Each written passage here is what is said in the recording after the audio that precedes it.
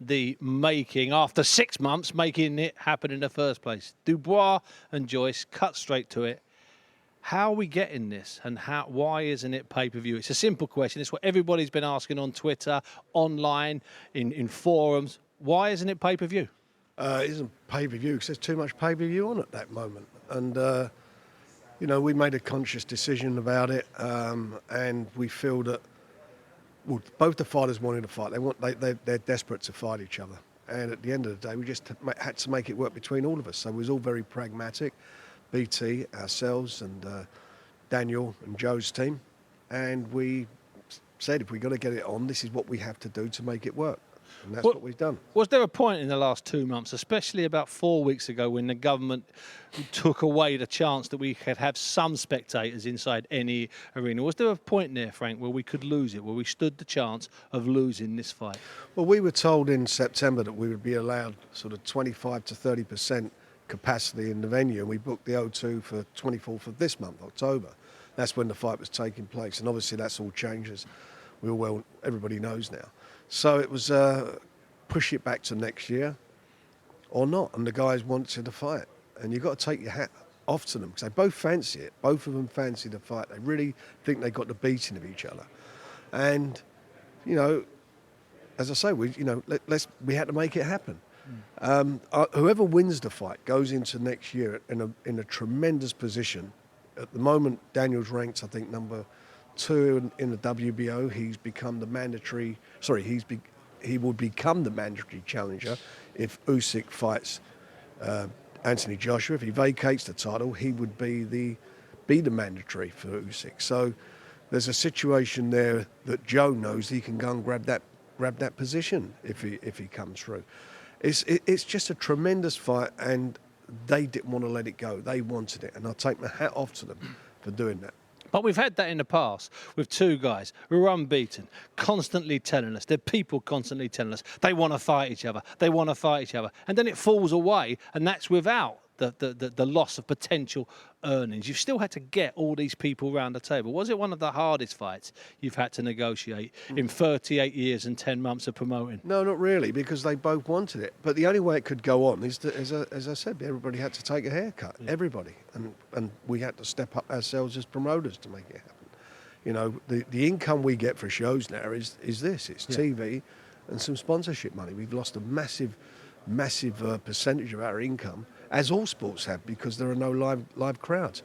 And fights like that and big sporting events deserve a live crowd. But we don't know when it's going to end, and there's talk we won't be getting anybody in buildings until next March.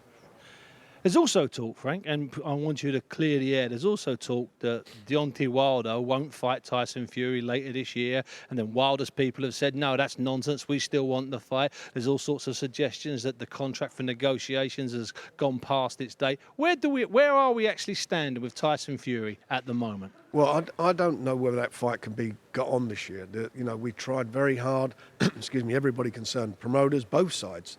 Deontay's side as well. We've worked very hard to try and make it happen, but it's looking like it's not going to happen. And there was talk about getting it on next year. Situation is that Tyson's been training like a lot of guys, but he's been training since February, solidly since February, and he wants to fight this year.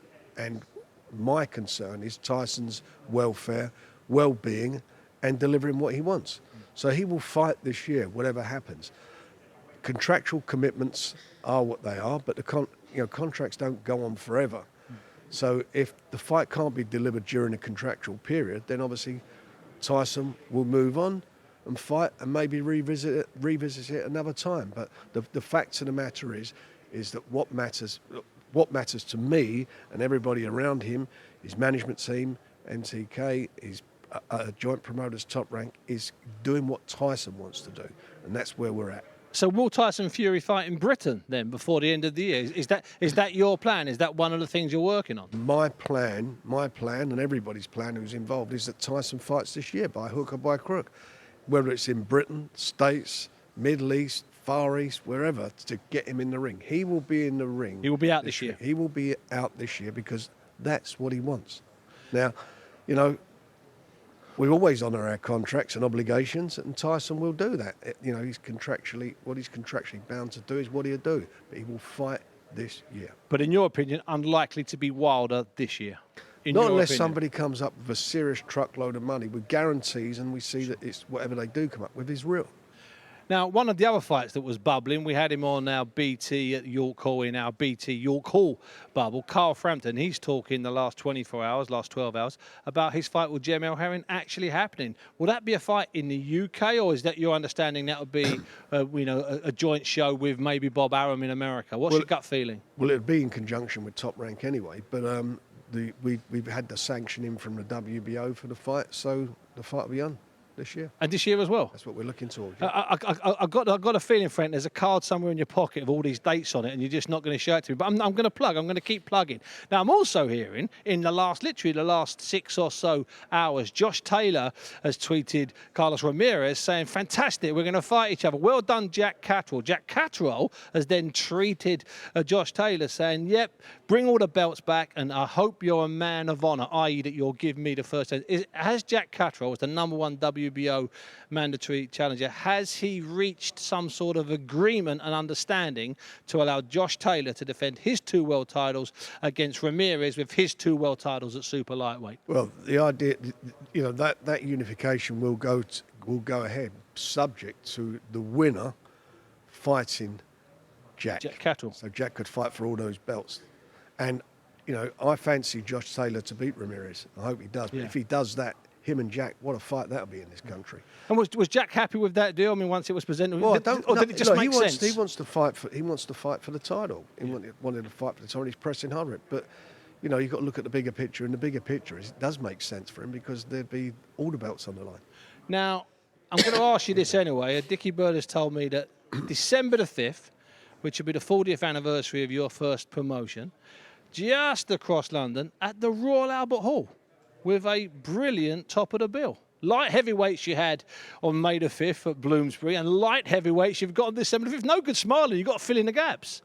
Yes, my first show under boxing border control with a boxing border control license was 40 years ago. It was the 1st of December 1980, so that was 40 odd years ago. Time does fly.